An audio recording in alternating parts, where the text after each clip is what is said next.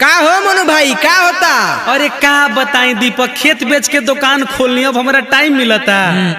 हाँ हेलो, बोलो बाबू। रउआ द्वारा डायल कइल गइल नंबर दोसरा में व्यस्त बा, तो रउआ 3 दिन बाद कॉल करी।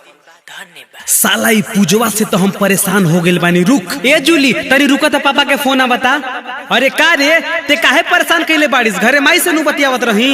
हाँ तो ऐसे काहे बात कर रहे हैं? हम तो चेक कर रहे थे कि लग रहा है कि नहीं। तोहनी के शक के बीमारी कबो ना जाई।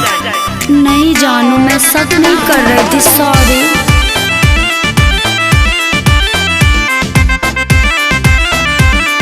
ये क्या है बाबू? चल हट।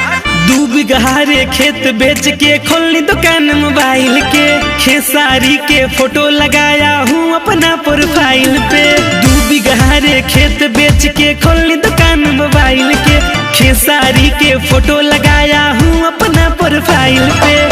लड़की पटाना अब तो इजी हो गया है, लड़की पटाना अब तो इजी हो गया है आजकल बाबू।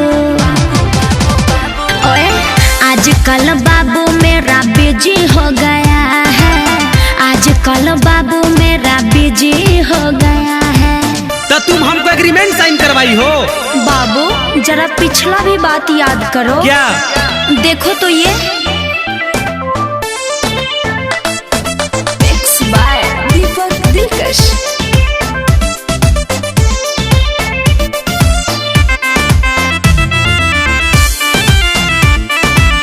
अरे चल हट यार, मुझे फर्क नहीं पड़ता। सुन क्या? सज संवर के सभी कुंवारी कॉलेज को जब चलती है, पहले आके पास मेरे नैन मटक्का करती है। बाबू 4 दिन की चांदनी फिर अंधेरी रात। सुन, सज संवर के सभी कुंवारी कॉलेज को जब चलती है, पहले आके पास मेरे नैन मटक्का करती है। पहले था लोकल अब तो डीजे हो गया है, पहले था लोकल अब तो डीजे हो गया है आजकल बाबू। बाबू आजकल बाबू मेरा बिजी हो गया है, आजकल बाबू मेरा बिजी हो गया है।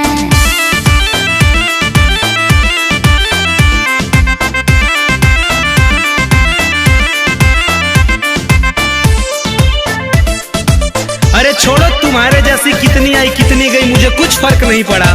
अरे ये क्या बोल रहे हो बाबू?